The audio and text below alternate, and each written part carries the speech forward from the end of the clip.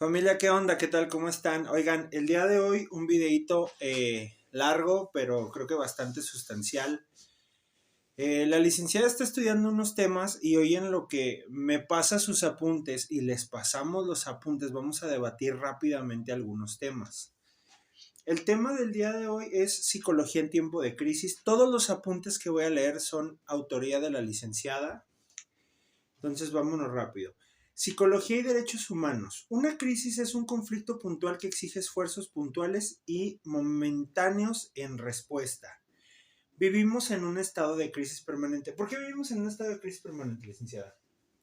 Bueno, el documento explica que, para empezar, es un artículo, no es información de mi autoría. Tengo entendido que es un artículo español de Europa. Habla sobre derechos humanos, sobre pobreza, sobre situaciones de desigualdad, sobre el concepto de persona diferente, que se pone en tela de juicio también un poquito ahí. Y se habla de que vivimos en una crisis permanente precisamente porque el marco general del documento es que ahorita estamos viviendo en una realidad en donde todos estamos contra todos. Y teniendo en cuenta el lado humanista, el lado de la psicología de los derechos humanos, pues es que no estamos compitiendo, estamos aquí porque somos una comunidad y por desgracia, pues por lo menos en cuestión laboral, en cuestión económica, en cuestión política, sobreviven los más fuertes y los demás viven marginados, discriminados y rezagados de una sociedad que se empieza a generar una sensación de no pertenecer y de no ser suficiente. Entonces vivimos en una crisis constante por esa situación. Ok.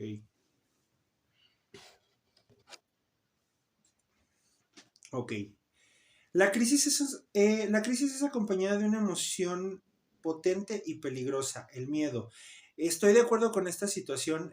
Creo que la gente cuando, y bueno, aquí se explica en un diagrama, la crisis es un cambio de paradigma. ¿Qué es un cambio de paradigma? Una tos bien cabrona, todavía sigue, no se ha quitado. Una crisis es un cambio de paradigma, es un cambio de creencias y esto pues muchas veces el paradigma viene acompañado de crisis, de miedo y esto genera cambios en la sociedad. Bueno, este es un artículo social, pero la verdad es que yo creo que el cambio de paradigma, el cambio de creencia, lo que genera es un cambio de mentalidad. Distinción e individualización, ok. Salvarnos de un mundo en guerra, en lucha permanente donde solo sobreviven los más fuertes y en que la competencia es constante y feroz. Hay una cosa que me llama mucho la atención. Cuando yo estaba en la universidad, los profesores decían que estábamos en un esquema de competencias y yo siempre lo entendí como un esquema de yo contra el otro porque el día de mañana soy yo contra este vato que tal vez va a aplicar para el mismo trabajo. Y la licenciada me decía que, por ejemplo, en su universidad, ¿cómo era en tu universidad? A nosotros nos explicaron al inicio de la carrera que el modelo por competencias no era un mis competencias contra las tuyas, sino un cómo llegas el día de hoy y qué competencias vas a tener sobre tus propios estándares al momento de terminar la carrera y cómo con esas competencias obviamente seguirlas desarrollando para adaptarte a la vida. O sea, es un tú contra ti mismo, vaya. Ok, esto es algo que se me hace bastante interesante porque creo que el problema principal que tenemos los seres humanos y en base a los modelos en los que actualmente nos desarrollamos son, sí, de competencia hacia los demás. Y creo que aquí el punto es que deberíamos ser un poquito más incluyentes. Creo que ese es el tema, incluir ok, no soy yo contra ti, sino tú y yo somos parte de lo mismo y hay que tratar de tener más competencias en ese aspecto. Romper estructuras en respuesta colectiva y comunitarias, establecer un marco en el que lo dominante es salvarse como se puede, es lo mismo de lo que estábamos hablando. La crisis como discurso político se usa para recortar derechos y libertades.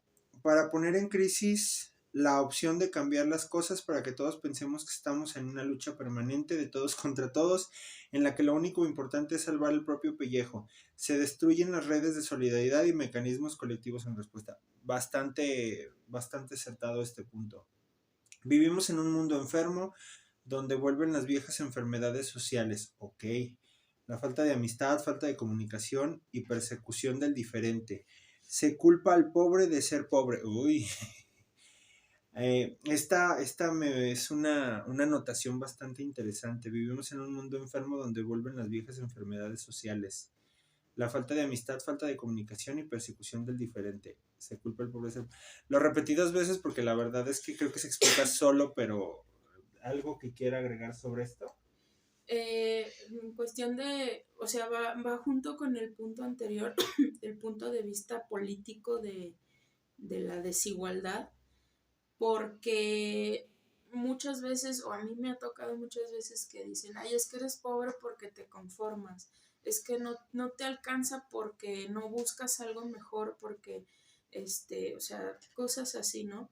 Y precisamente ese tipo de mentalidades es las que a los gobiernos les conviene, porque ellos son los peces gordos que se benefician de todo esto.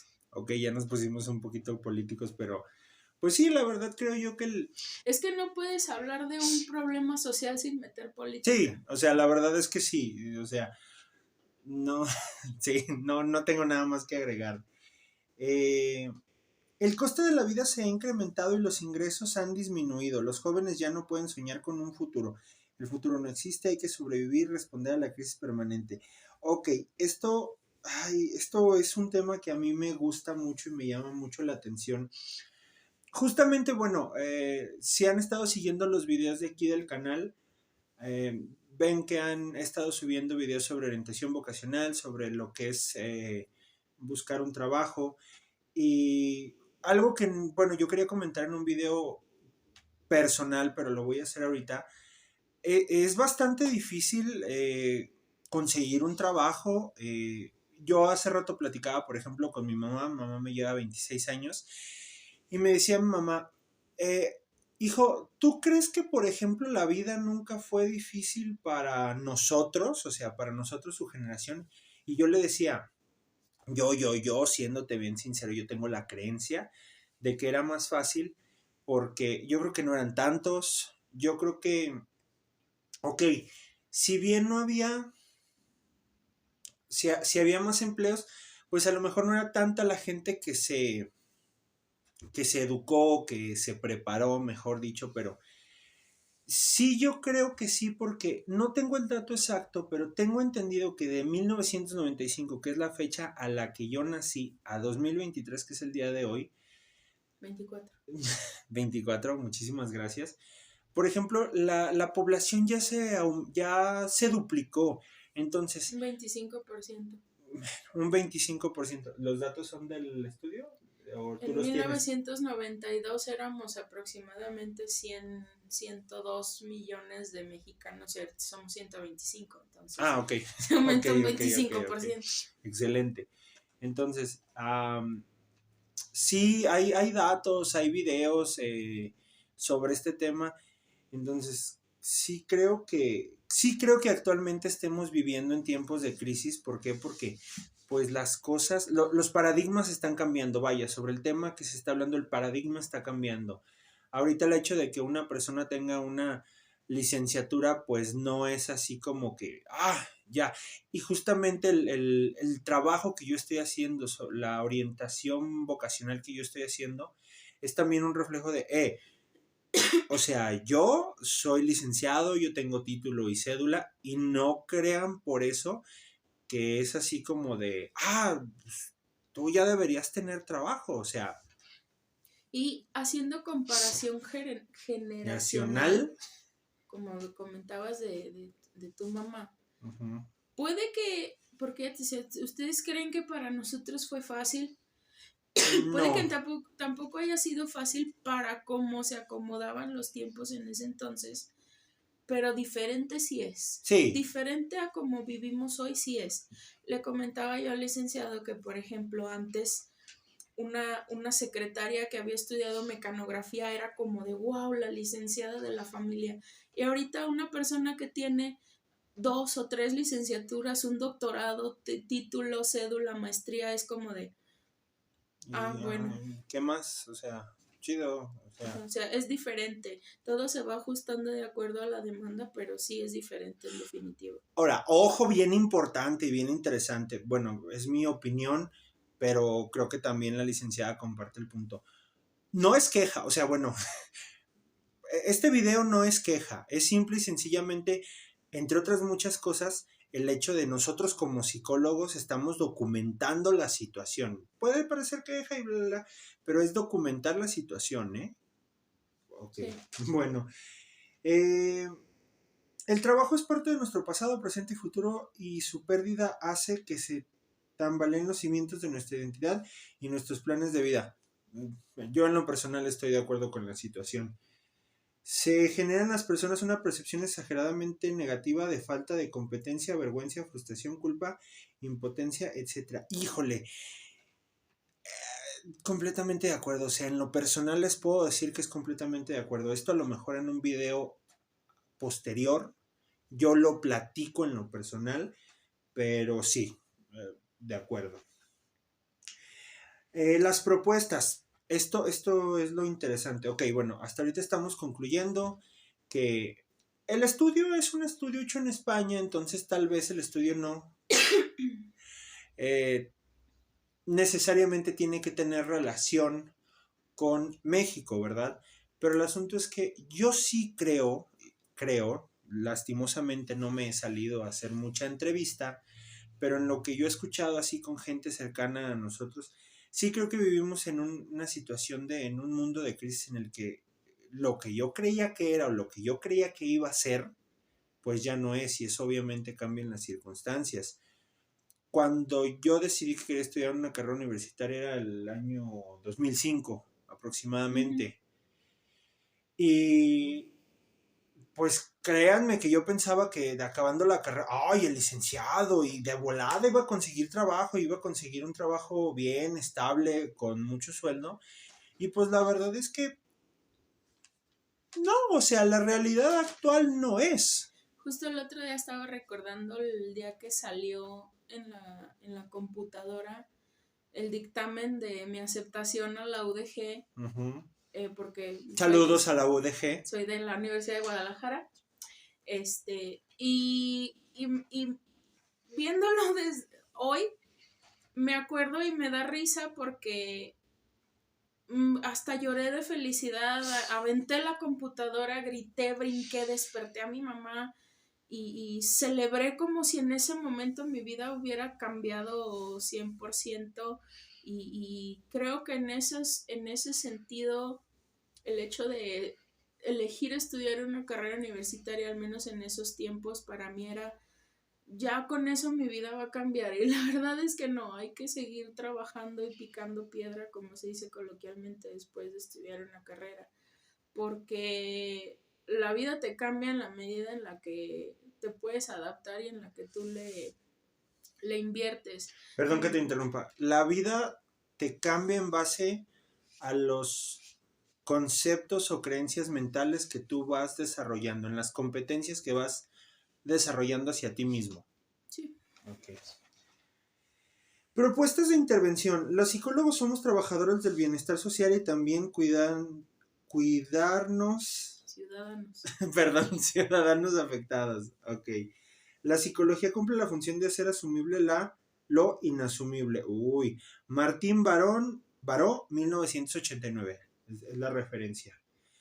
Las personas por encima de la economía, las personas y la persona y su sufrimiento, su opinión, sus derechos. La persona por encima de la economía, la persona y su sufrimiento, su opinión. ¿A qué te refieres con esto, perdón? Es una de las premisas principales o una propuesta principal que asume el psicólogo como profesional del bienestar mental. La persona, o sea, lo principal es la persona. Sin economía, quiere decir sin su estatus social, sin cuánto dinero tiene, Lo principal es la persona y su sufrimiento, la persona y sus emociones, la persona y sus pensamientos, o sea, se centra en poco humanista el concepto. Ok. Eh, Justamente yo estaba pensando hace rato en este tema y estoy de acuerdo. El psicólogo tiene que procurar el bienestar del paciente, y tiene muchas veces, o sea, que quitarle al paciente muchas ideas, muchas creencias, en ocasiones hasta relaciones o situaciones, o sea, bueno, yo estoy hilando conceptos personales también con esta situación, pero completamente de acuerdo. Partimos de considerar que no se trata de adaptarnos a la crisis y su contexto, sino de devolvernos el poder para cambiar el contexto enfermo. Caray, lo voy a volver a leer porque no. Partimos de considerar que no se trata de adaptarnos a la crisis y su contexto, sino de devolvernos el poder para cambiar el contexto enfermo. Explique, por favor, licenciada. El psicólogo que utiliza este concepto comunitario desvincula a la persona el hecho de adaptarte a un contexto enfermo, sino de empoderar a la persona Ok. a poder cambiar su contexto para que no ¿Su sea... contexto personal? Ajá. Ok, ok. Es que psicología comunitaria utiliza conceptos de la psicología humanista que sabemos que es un centrado en el paciente, pero visto de una forma de vista, vaya, colectiva, porque grandes cambios individuales generan Grandes enormes cambios colectivos. Completamente de acuerdo. Hay una cosa que yo siempre he pensado, las empresas que son injustas con empleados, muchas veces tienen empleados que pues nada más saben de la injusticia y por eso, o sea, los que se salen, por ejemplo, pues es porque no les gusta la injusticia. El que se queda es porque siempre ha vivido en injusticia y yo siempre he pensado, quiero ver que un día la gente nos unamos y digamos, güey, a esta empresa de mierda que se pasa de lanza con la gente, ponga el nombre que usted quiera, si ya nadie va, para si no cambian su forma de trabajar, para si no aumentan sueldos, para si no cambian acciones laborales, horarios laborales, o sea, pero el problema es que sí, muchas veces hay gente que no ha hecho suficiente, no hemos hecho los suficientes cambios y pues por ende